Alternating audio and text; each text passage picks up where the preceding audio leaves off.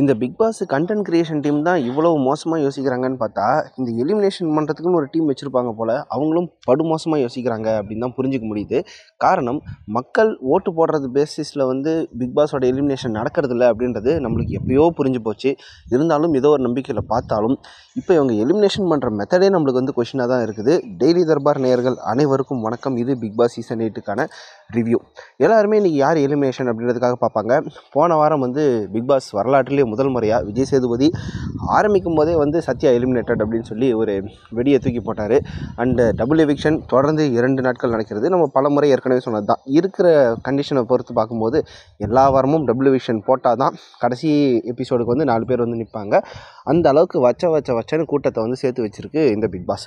சரி, மக்கள் ஓட்டு போடுற அடிப்படையில் தான் பண்ணுறாங்க அப்படின்னு பார்த்தீங்கன்னா, ஸ்டார்டிங்கில் எப்போ சுனிதா அவர்கள் வெளில போனாங்களோ அப்பயே அது தெரிஞ்சிருச்சு இது பிக் பாஸ் அவங்களாம் ஏதோ ஒரு கணக்குப்படி தான் வெளில போடுறாங்கன்ட்டு.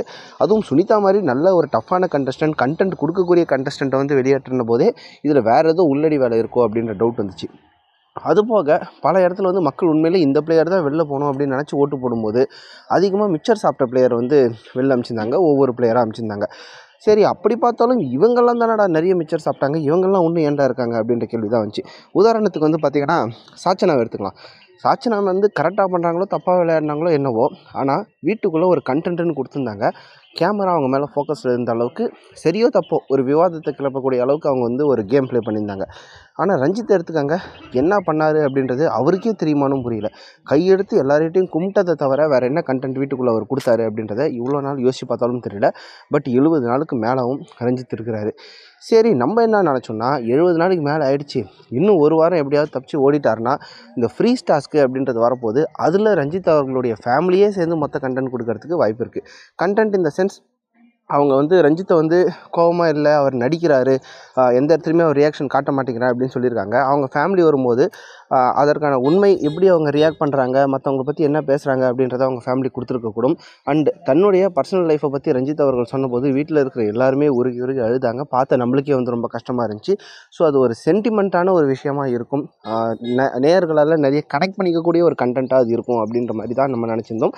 ஸோ அட் எனி காஸ்ட் இந்த முறையாவது ரஞ்சித் சேவாக்கப்பட்டால் அடுத்த வாரத்துக்கான கண்டென்ட்டில் முக்கிய பங்கு வகிப்பார். அதனால தான் ஏதோ சேவ் பண்ணி வைக்கிறாங்க போல் அப்படின்னு நம்ம நினச்சோம். பார்த்தா இன்றைக்கி ரஞ்சித் எலிமினேட்டட் அப்படின்ற தகவல் தான் நம்மளுக்கு வந்திருக்குது.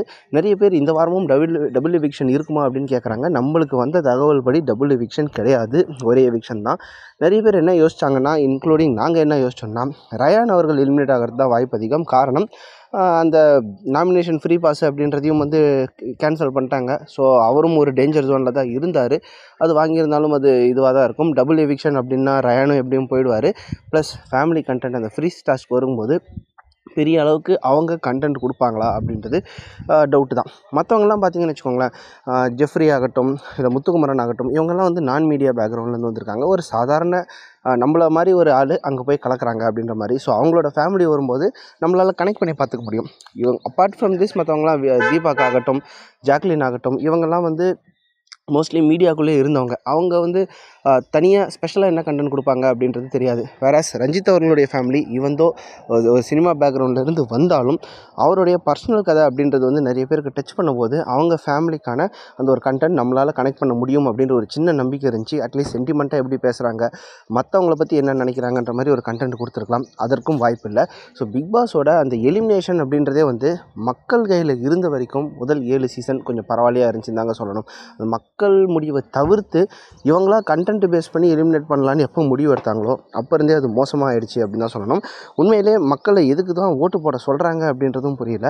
இந்த முறை மக்கள் ஓட்டு போட்டிருந்தாலும் அது ரஞ்சித் அவர்கள் தான் மிக கம்மியான வாக்குன்னு வச்சுக்கோங்க. ரஞ்சித்துக்கும் ரயானுக்கும் மிக கடுமையான ஒரு போட்டி போடுது. பட் இத்தனை நாளாக ஒரு சிஸ்டமை ஃபாலோ பண்ணிட்டு இப்பயும் அதே சிஸ்டம் பேசிஸ் தான் நீங்கள் பண்ணுறீங்களா, இல்லை மக்கள் முடிவுகளாக பண்ணுறீங்களா அப்படின்னு தெரியாத அளவுக்கு மக்களுடைய முடியவே ஒரு குழப்பி அடிச்சிருக்காங்க இந்த பிக் பாஸ் டீம் அப்படின்னு தான் புரிஞ்சுக்க முடியுது. மொத்தத்தில் நம்மளுக்கு கிடைச்ச தகவல் படி டபுள் எவிக்ஷன் கிடையாது. அன்ஷிதாவும் சேவ் ஆக்கப்பட்டார். ஏன்னா அன்ஷிதாவும் ரொம்ப லாஸ்ட்டில் ட்ரெயிலிங்கில் தான் இருந்தாங்க. ரயானும் மோஸ்ட்லி சேவ் ஆவதற்கான வாய்ப்பு தான் இருக்கிறது. டபுள் எவிக்ஷன் இருக்கும் பட்சத்தில் இப்போ வரைக்குமே நம்மளுக்கு தகவல் படி டபுள் எவிக்ஷன் கிடையாது. ஒருவேளை டபுள் எவிக்ஷன் இருந்தால் அடுத்து ரயான் வெளியேறப்படுறது தான் வாய்ப்பு அதிகமாக இருக்குது. உங்களைப் போலவே நாங்களும் காத்து கொண்டிருக்கிறோம். இன்றைக்கி அந்த விஜய் சேதுபதி அவர்களுடைய ரோஸ்ட், குறிப்பாக முத்துக்குமரன் பற்றி எப்படி இருந்தது அப்படின்றதுக்காக அப்டேட்டுக்காக தான் நாங்களும் வெயிட் பண்ணியிருக்கோம். மீண்டும் இன்னொரு வீடியோவோடு சந்திப்போம். நன்றி.